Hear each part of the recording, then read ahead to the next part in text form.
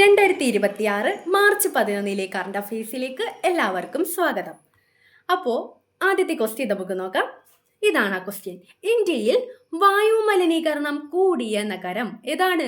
ഗസിയാബാദ്. ഗസിയാബാദ് ആണ് ഇന്ത്യയിൽ വായു മലിനീകരണം കൂടിയ നഗരം. അടുത്ത ക്വസ്റ്റ്യൻ. 2026 ഇന്ത്യയിലെ റാംസാർ സൈറ്റുകൾ എത്രയാണ്? 98.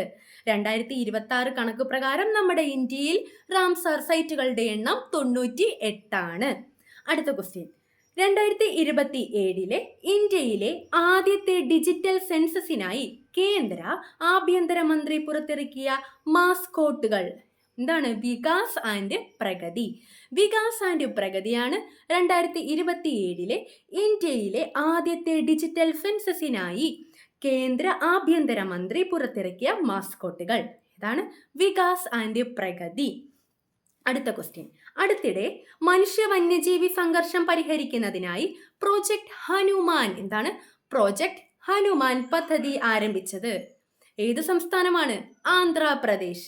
ആന്ധ്രാപ്രദേശിലാണ് ഈ അടുത്തിടെ മനുഷ്യ വന്യജീവി സംഘർഷം പരിഹരിക്കുന്നതിനായി പ്രോജക്ട് ഹനുമാൻ പദ്ധതി ആരംഭിച്ചത്. ഒന്നും കൂടി ഓർത്തു പറഞ്ഞേ, സംസ്ഥാനം ആന്ധ്രാപ്രദേശ്.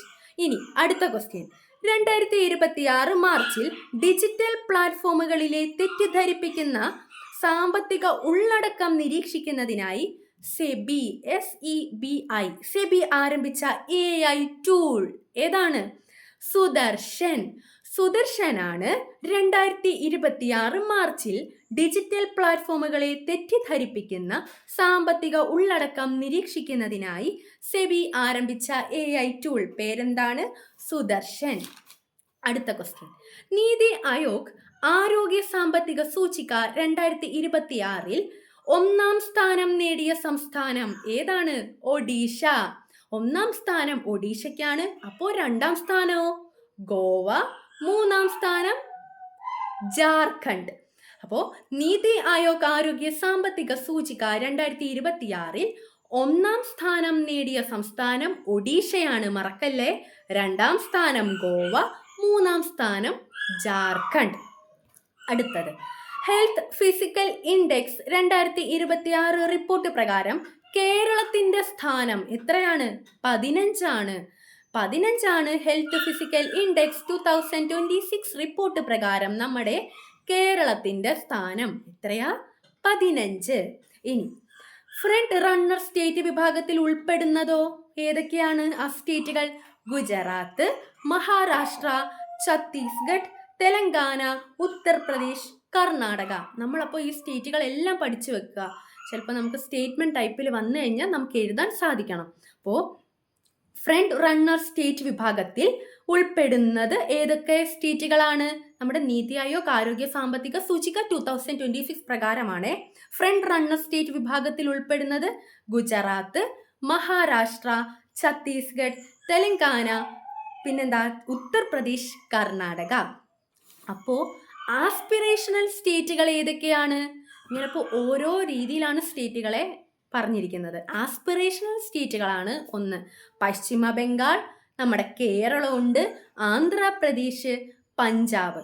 അപ്പോൾ ആസ്പിറേഷണൽ സ്റ്റേറ്റുകൾ ഏതൊക്കെയാണെന്ന് ചോദിച്ചാൽ പശ്ചിമ ബംഗാൾ, കേരളം, ആന്ധ്രാപ്രദേശ്, പഞ്ചാബ്. കേരളം ഉണ്ട് ആസ്പിറേഷണൽ സ്റ്റേറ്റിലാണ്.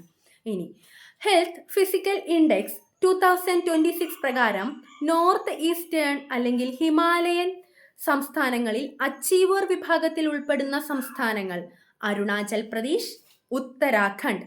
അപ്പം ഹെൽത്ത് ഫിസിക്കൽ ഇൻഡെക്സ് 2026 പ്രകാരം നോർത്ത് ഈസ്റ്റേൺ ഹിമാലയൻ സംസ്ഥാനങ്ങളിൽ അച്ചീവർ വിഭാഗത്തിൽ ഉൾപ്പെടുന്ന സംസ്ഥാനം അരുണാചൽ പ്രദേശ്, ഉത്തരാഖണ്ഡ്. അടുത്ത ക്വസ്റ്റ്യൻ. ഹെൽത്ത് ഫിസിക്കൽ ഇൻഡെക്സ് 2026 പ്രകാരം നോർത്ത് ഈസ്റ്റേൺ ഹിമാലയൻ സംസ്ഥാനങ്ങളിൽ പെർഫോമർ വിഭാഗത്തിൽ ഉൾപ്പെടുന്നത്. പെർഫോമർ വിഭാഗത്തിൽ ഏതാണ്? ആസാം, മേഘാലയ, മിസോറാം, സിക്കിം, ത്രിപുര. ഇത്രയുണ്ട് കേട്ടോ. അപ്പം നോർത്ത് ഈസ്റ്റേൺ ഹിമാലയൻ സംസ്ഥാനങ്ങളിൽ പെർഫോമർ വിഭാഗത്തിൽ ഉൾപ്പെടുന്ന സംസ്ഥാനങ്ങൾ ഏതൊക്കെയാണ്?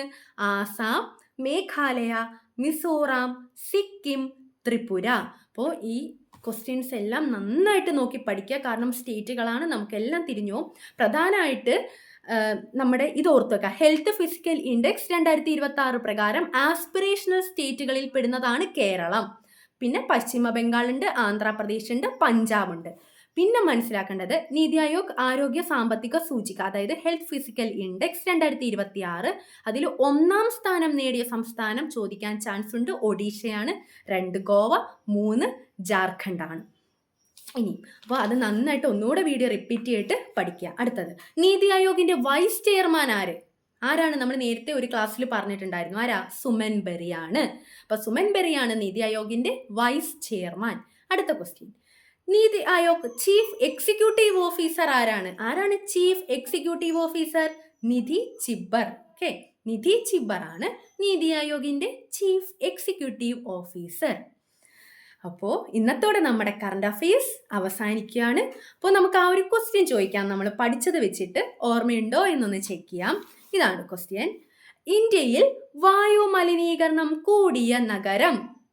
അപ്പം ഏതാണ് ആ നഗരം എന്ന് നിങ്ങൾ കമൻറ്റ് ചെയ്യുക. കമൻറ്റ് വരുമ്പോഴാണ് എനിക്ക് കൂടുതൽ സന്തോഷമാവുന്നതും പിന്നെയും നമുക്ക് ഇതുപോലെ ക്ലാസ് ഇടാനും നല്ല ഇൻട്രസ്റ്റ് ആവുന്നതും. അപ്പോൾ നാളെ വീണ്ടും പുതിയ കറണ്ട് അഫയേഴ്സ് ആയിട്ട് കാണാം. നമ്മുടെ ഈ വീഡിയോ ഇഷ്ടമായെങ്കിൽ ലൈക്ക് ചെയ്യാനും സബ്സ്ക്രൈബ് ചെയ്യാനും കമൻറ്റ് ചെയ്യാനും മറക്കരുത്. അപ്പോൾ കൺസിസ്റ്റൻസിയാണ് ജീവിത വിജയത്തിൻ്റെ രഹസ്യം. നന്ദി.